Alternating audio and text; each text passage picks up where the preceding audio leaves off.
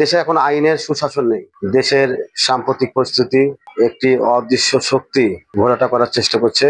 বাংলাদেশের সাধারণ জনগণ আতঙ্কিত।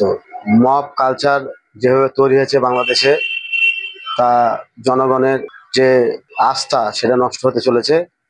আমরা চাইবো কিছু ভুইফোর সংগঠন যারা আছে তাদেরকে উদ্দেশ্য করে বলতে চাই, মব সৃষ্টি করে দেশের পরিস্থিতি ঘোলাটা করার চেষ্টা করেন না।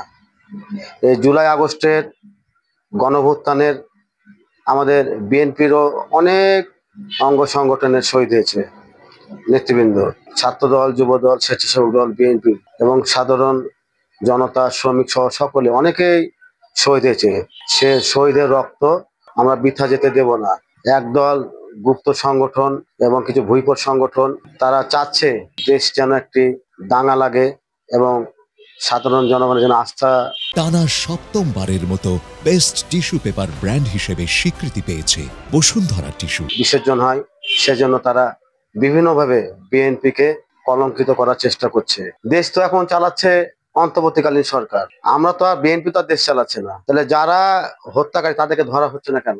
তাহলে আমরা বুঝে নেবো এটা পরিকল্পিত, উদ্দেশ্য প্রণোদিত। দেশে এখন আইনের সুশাসন নেই। মানুষ রাস্তাতে বেরোলে হয় হত্যা, নাহলে গুম।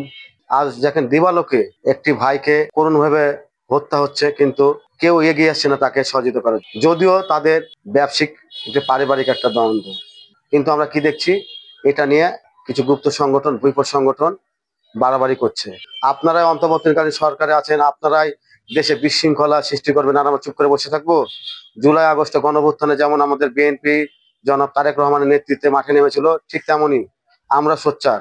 আমরা জুলাই আগস্টের যারা শহীদ আছে তাদের স্বপ্ন আমরা কখনোই বৃথা যেতে দেবো না। প্রয়োজন আরেকটা যুদ্ধ হবে দেশের শান্তি শৃঙ্খলা বজায় রাখার জন্য। রাজশাহীবাসী এবং তথা বাংলাদেশবাসী, আপনারা কোনো গুপ্ত সংগঠনের ফাঁদে পা দেবেন না, কোনো অদৃশ্য শক্তির ফাঁদে পা দেবেন না। আসুন আমরা সকলে ঐক্যবদ্ধ কাঁধে কাঁধ মিলিয়ে একটি শুভ শান্তির নগরী গড়ে তুলি এবং বাংলাদেশে যেন আগামী দিনের সম্ভাবনা হয় একটি দফার মধ্য দিয়ে সে সম্প্রীতিটা আমরা বজায় রাখি। আমাদের মধ্যে কোনো বৈষম্য থাকবে না। আমরা ভাই ভাই হিসাবে কাঁধে কাঁধ মিলে একসাথে রাজপথে থাকবো ইনশাল্লাহ।